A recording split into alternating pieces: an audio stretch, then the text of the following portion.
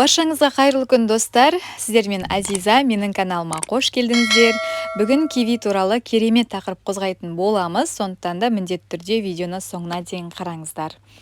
Кивидің артықшылықтарымен қатар қарсы көрсеткіштері де бар. Оның адам ағзасына пайдасы мен зияны қандай, сол туралы бүгін ақпарат қозғайтын боламыз. Киви бұл тек дәмді ғана емес, сонымен қатар денсаулығымызға керек нағыз пайдалы жеміс. Бұл жеміс киви құсының құрметіне осылай аталған.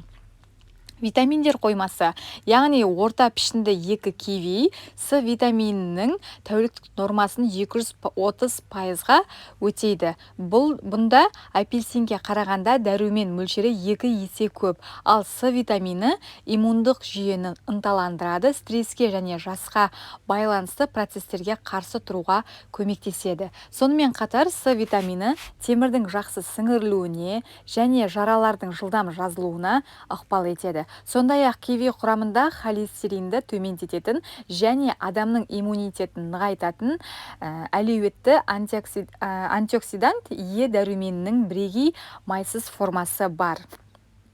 Құрамында серотонин көп. Киви жемісінде серотониннің өте көп болуы бұл жемісті асқорту және жүрек тамыр жүйесі үшін өте пайдалы етеді. Серотонин есте сақтау қабілетін, көңіл күйді жақсартады және ақпарат қабылдауды ынталандырып, тәбетті қалыпқа келтіреді. Сонымен қатар серотонин тез және ауыртпалықсыз оянуға ықпал ете отырып, ұйқыны сапалы және сандық түрде жақсартады.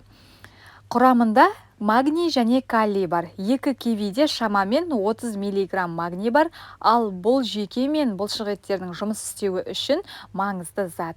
Сондай-ақ киви калийге бай, онда калий мөлшері бананға қарағанда 2 есе көп, ал кивиді үнемі тұтыну қан қысымын реттейді. Инсульт және бүйрекке тас жиналу қаупін төмендетеді. Сондай-ақ остеопороз пен жүрек қан тамырлары ауруларының алдын алуға көмектеседі. Таңғы аста бір киви жеу қанды сұйылтатын аспирин секілді тиімді. Сонымен қатар кивиді тұтынғанда жанама әсерлер болмайды және ол әлде қайда пайдалы. Тыныс алу үшін де пайдалы. Зерттеулерде көрсеткендей, кивидің құрамында С витамині болғандықтан ол тыныс алу органдарындағы ауыртпалықты жеңілдетіп, қырылтаудан, жөтелуден және демігуден арылтады.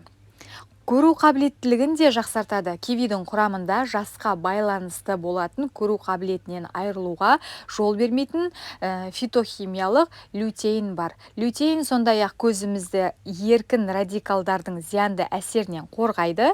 Адам ағзасы лютеинді өздігінен синтездей алмайды, сондықтан оны тек тағаммен ғана ала аламыз.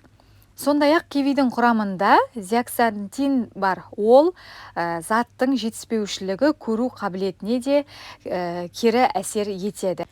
Кивиді өз денсаулығы мен сымбатына назар аударатындай жақсы бағалайды. Оның құрамында калория аз және май жоқ. Дегенмен киви асқорту жүйесінің қалыпты жұмыс істеуі үшін қажетті талшықтарға бай. Сонымен бірге киви жүкті әйелдер үшін қажетті жеміс. Оның құрамында жатырдағы қан жасушаларын өндіруге қажетті фолий қышқылы өте көп. Бұл экзотикалық жеміс еркектерге де пайдалы. Кивидегі амин қышқылдарының аргинині импотенцияны емдеумен алдын алуда қолданылады. Қандай нәрсе болмасын, пайдасы мен зияны қатар жүреді. Біз енді кивидің пайдасы туралы айттық, енді зияны туралы айтатын боламыз, ары қарай жалғастырамыз. Кивидің қандай зияны бар? Кейбір адамдарда киви аллергиялық реакция тудыруы мүмкін. Көп жағдайда кивиді тым көп мөлшерде жейтін адамдарда дененің түршігуі және де аллергияның әртүрлі түрлері дамиды. Киви қаншалықты пайдалы болса да, осы жемісті асыра пайдалануға болмайды. Киви жемісін көп жеу ісінуге, ал бір кейбір жағдайларда анафилаксияға әкелуі мүмкін. Сондай-ақ ісінуден бөлек кивиді де көп мөлшерде тұтыну демікпе, бөртпе, терінің қызаруы және ауыз қуысының шырышты қабығының тітіркенуіне де әкелуі ықтимал. Кейде кивиді шамадан тыс қолдану тағамдық аллергия синдромын дамытады. Мұндай жағдайда адамның ерні, тілі мен шырышты қабат ісініп, ауызында ауырсыну және қышу сезімі пайда болады. Сонымен бүгінгі біздің киви туралы қозғаған тақырыбымыз өз мәресіне жетті. Сіздерге тақырып ұнайды деген ойдамыз. Ақпараттар кәдеңізге жарасын. Назарларыңызға рахмет. Келесі видеода жүздескенше аман сау болыңыздар.